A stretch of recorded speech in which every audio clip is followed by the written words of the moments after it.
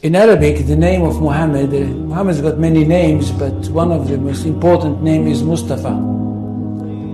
Mustafa in Arabic means he who was selected. And the idea is that since the time of Adam, the first human being, God selected from every generation the best of all the descendants of Adam. So there was some kind of natural selection, one generation after the other.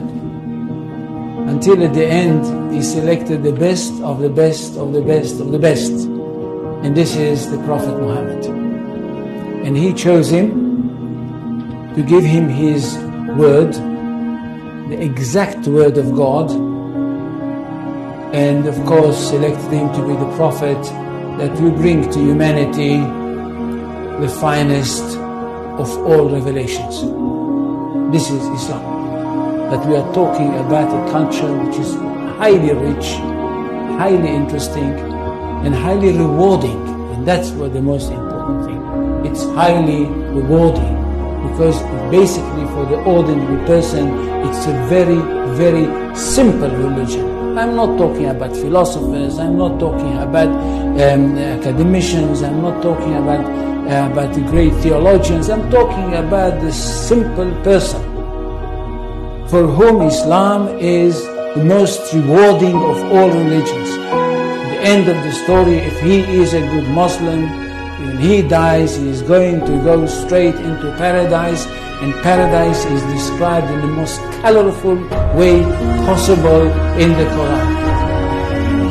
And for this reason, I think we should speak about Islam with great respect.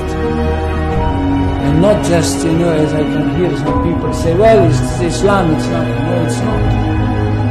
And it's not a simple thing that a person like me and others like me, the academy,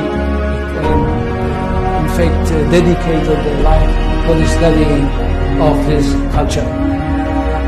Now, Islam is not a religion in the ordinary, simple way of thinking. Islam is a culture which comprises everything.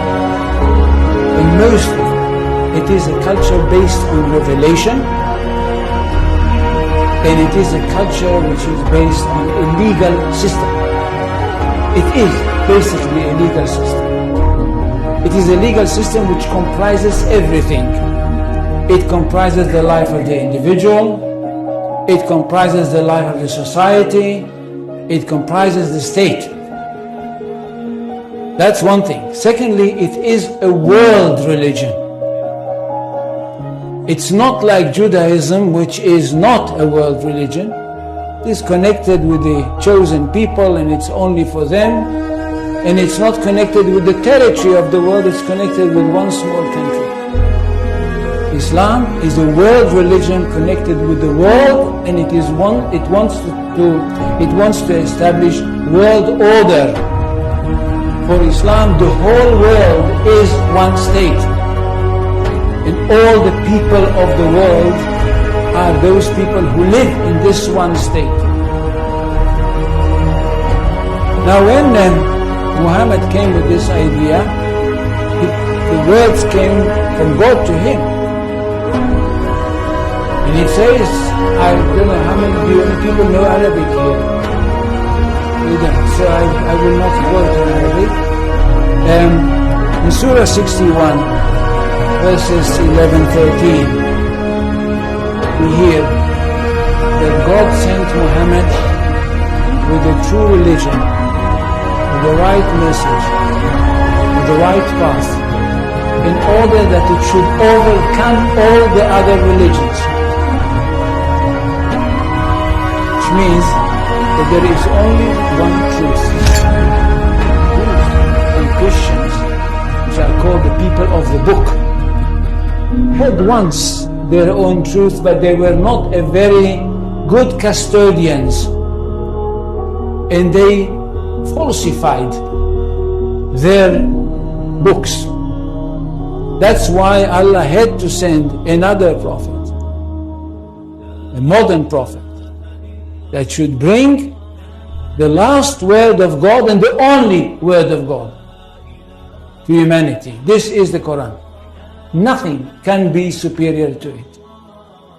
And because of that, this religion is regarded to be one that stands on top of everything else. In Arabic, they say, Al-Islam ya'lu wa la yu'la alayhi. Islam is superior, nothing can be superior to it. It means we are talking about not only the final word of God, not only about the finest word of God, but the truest of all revelations. Now what does the community have to do? The community of the believers, those people that were lucky enough to have their hearts open and to have accepted the call of the Prophet Muhammad. What do they have to do? They have a mission in this world, to bring the word of God to the whole universe, or if you want, to the whole of this planet.